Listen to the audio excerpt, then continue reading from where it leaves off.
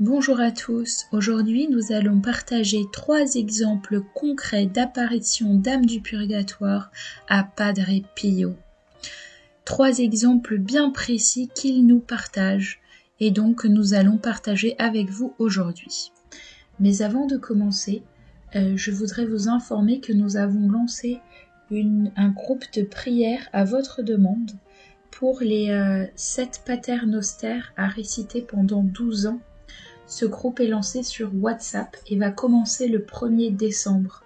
Donc si certains d'entre vous sont intéressés de rejoindre le groupe WhatsApp, alors juste pour que ce soit très clair, c'est un groupe où on va uniquement signaler lorsque nous avons terminé de prier tous les jours les 7 paternosters et une personne administrative va faire le récapitulatif journalier.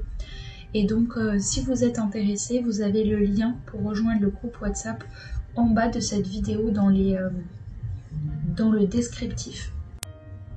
Et vous pouvez nous rejoindre à n'importe quel moment de l'année à partir du 1er décembre. N'hésitez pas à rentrer dans le groupe et à poser toutes vos questions parce que c'est un groupe, le lien en bas est un groupe temporaire. Et après, si vous souhaitez vous engager, on vous rajoutera dans un groupe permanent. Voilà. Donc, nous allons, comme je vous l'ai dit, partager 3 apparitions d'âmes du purgatoire à Padre Pio qui nous invitent du coup et nous appellent de nouveau à la prière pour les âmes du purgatoire.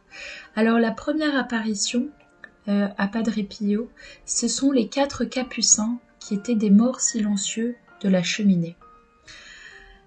Padre Pio fit ce récit aux Fratini, ce sont les jeunes garçons éduqués par les Capucins, un soir en février 1922 à San Giovanni Rotondo. Maintenant écoutez ce qui m'est arrivé. Voici quelques jours, descendu un soir près du feu, à côté du foyer de la communauté pour m'y réchauffer. J'eus la surprise d'y trouver 4 religieux que je n'avais jamais vus, assis à côté de la cheminée, avec le capuchon baissé et silencieux. Je leur adresse le salut habituel. Loué soit Jésus-Christ. Ayant aucune réponse, étonné, je les regarde attentivement pour savoir qui ils sont, mais je ne les reconnais pas. Je reste debout quelques minutes, tout en les observant, et ils me paraissent souffrir. Je les salue de nouveau, sans obtenir de réponse. J'allais alors demander si des confrères de passage étaient là. Le père supérieur me répondit « Padre Pio, qui monterait jusqu'ici par ce mauvais temps ?» Père gardien en bas, auprès de notre feu, il y a 4 capucins assis sur les bancs, avec leurs capuchons baissés, et qui se chauffent. Je les ai salués, mais ils n'ont pas répondu. Je les ai regardés attentivement et n'en ai reconnu aucun. Je ne sais pas qui ils sont. Alors le père gardien s'écria. Serait-il possible que des frères de passage soient arrivés sans que je ne le sache ? Allons voir. Mais auprès du feu, nous ne trouvâmes personne. Je compris alors qu'il devait s'agir de 4 religieux défunts qui subissaient leur purgatoire en ce lieu où ils avaient offensé le Seigneur. Je suis alors resté toute la nuit en prière devant le Saint-Sacrement pour leur délivrance. Voici la première apparition des 4 capucins morts silencieux de la cheminée. Et donc ça regroupe la prière d'il y a quelques jours que nous avons adressée justement pour les âmes sacerdotales, pour les religieux et les religieuses. Je vous invite donc, mes chers amis, à prier, comme Padre Pio, près du Saint-Sacrement pour la délivrance des âmes des religieux et des religieuses. Deuxième exemple maintenant d'apparition d'âmes du purgatoire, toujours à Padre Pio. C'est l'exemple du mendiant brûlé vif par sa cigarette pendant son sommeil. Padre Pio fit cet autre récit à Monseigneur Costa, évêque de Melfi, un après-midi de mai 1922. Nous étions en pleine guerre mondiale. Le couvent de San Giovanni Rotondo, comme tous ceux de la province monastique, était dépeuplé, tous les religieux ayant été appelés sous les drapeaux. Le collège séraphique occupait le couvent, dirigé par Padre Paolino de Cascalanda et par moi-même. Par un après-midi d'hiver, Assunta di Tommaso, sœur de Padre Paolino, arriva au couvent. Elle venait voir son frère pour quelques jours. Il avait neigé abondamment. Aussi, avant la tombée de la nuit, le religieux conseilla-t-il à sa sœur de redescendre au village et d'aller loger chez Rachelinda Russo, bienfaitrice du couvent. Assunta refusa de partir seule. Retourner au village à travers cette neige, c'était courir le risque d'être mise en pièces par quelques loups errants et affamés, d'être agressée par un malandrin.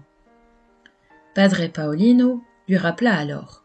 « Mais Assunta, tu sais que le couvent est soumis à la clôture et que les femmes ne peuvent y entrer. Que faire ? Fais-moi apporter une couchette dans cette pièce, et pour cette nuit je m'en contenterai. Demain, j'irai chez Rachelina. Bon, si tu t'accommodes de passer la nuit ici dans le parloir, je vais te faire préparer un lit, et tu pourras te reposer tranquillement. » Il demanda à quelques fratini d'installer un lit de camp et d'allumer du feu dans la cheminée pour réchauffer la pièce. Après le dîner, après avoir installé les garçons au dortoir, Padre Paolino dit à sa sœur « Je vais réciter le chapelet à l'église. Tu n'as qu'à bavarder avec Padre Pio. »« Non, j'y vais aussi. » En sortant, ils fermèrent la porte et je restai seule auprès de la cheminée. J'étais en train de prier, les yeux mi-clos, quand la porte s'ouvrit. Je vis alors un vieillard, enveloppé dans un manteau, semblable à ceux que portaient les paysans de San Giovanni Rotondo. Il vint s'asseoir près de moi. Je le regardais, mais sans me demander comment il avait pu entrer dans le couvent à cette heure-ci. « Qui es-tu ? Que veux-tu ? lui dis-je. « Padre Pio.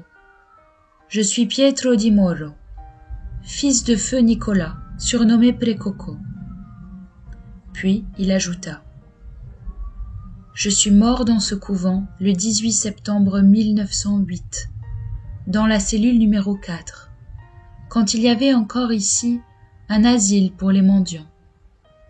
Un soir, sur mon lit, je me suis endormie en fumant une cigarette encore allumée. Elle a mis le feu à la paillasse. Je suis mort asphyxié et brûlé. Je suis encore au purgatoire. J'ai besoin d'une sainte messe pour être délivré.